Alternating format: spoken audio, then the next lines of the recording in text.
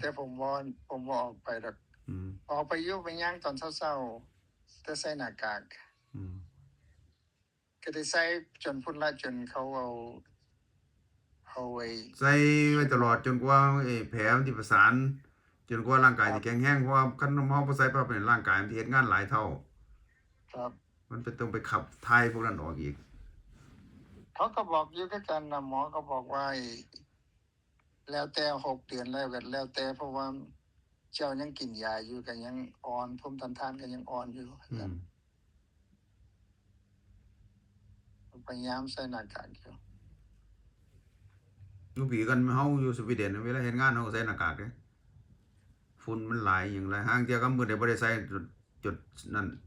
ละอองเกสรเกสรของดอกไม้ป่านะมันหลายมันอยู่ในป่าเด้เฮาอยู่ในป่าครับนอกส่วนหลายก็อยู่ในห้อง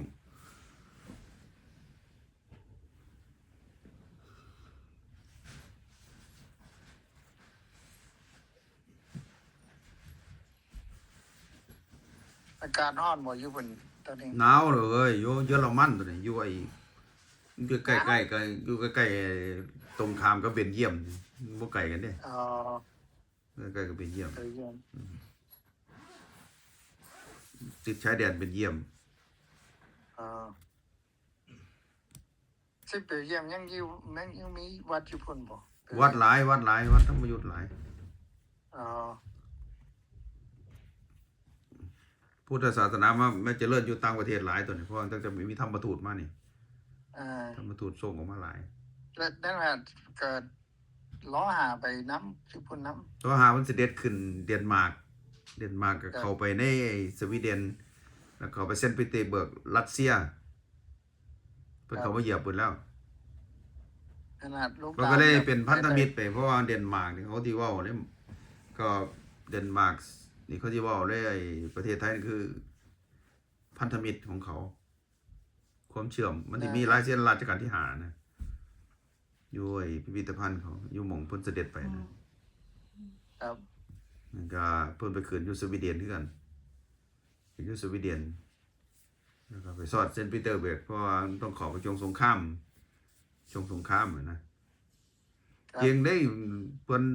นั่งเรือมาสมัยก่อนบ่เจริญเราก็มาจนฮอดของเราได้ราชการที่5เพื่อประเทศชาติบ้านเมืองยากเด้นั่นบ่สิไปญี่ปุ่นทิศทางก็บ่ได้เจริญหยังมาโอ้ยอ่อนซ่อนเพิ่นรักษาบ้านเมืองอยู่ในเพิ่นพยายามต่อสู้เพื่อให้บ้านอยู่บ้านเมืองบ่ให้ถูกลุกลานมันก็เสด็จออกไปไอ้พวกโจมตีก็โจมตีบ่ฮู้บุญคุณบ่รู้เรื่องหยังอันนี้คือดีๆว่าขี่เรือมาจากที่พ่อพายุจาก3 เดือนพุ่นกว่าที่ไปฮอดกว่าที่ผ่านเขาช่องแคบของไอ้สวีเดนเขาผ่านเดนมาร์กกับสวีเดนอีกก็เดินเรือก็ต้องเรือใบบัดบ่มันเล่นเด้กว่าสิมาได้กว่าสิเพื่อปกป้องประเทศชาติเพื่อให้ประชาชนอยู่ดีกินดีเพื่อบ่ให้ลูกหลานจากประเทศอื่นความเสียสละของเพิ่นคนมันบ่ได้คิดเห็นเด้อ๋อ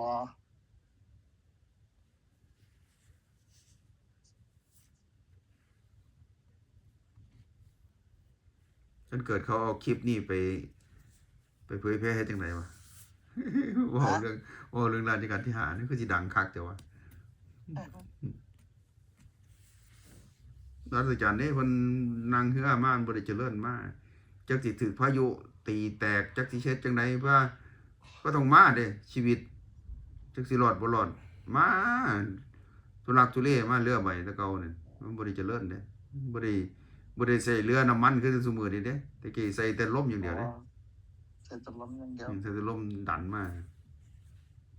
เพิ่นก็มาฮอดของเพิ่น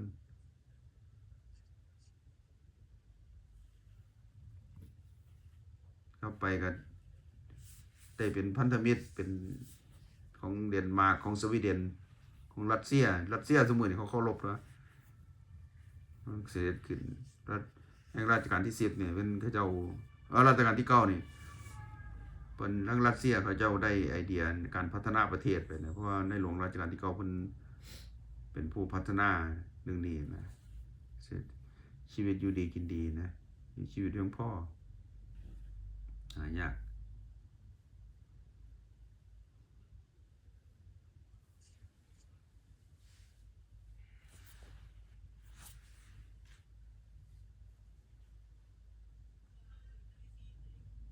เอาตัวนี้เนาะ เอาโอเคตัวนี้แหละโอเค CV ต่อ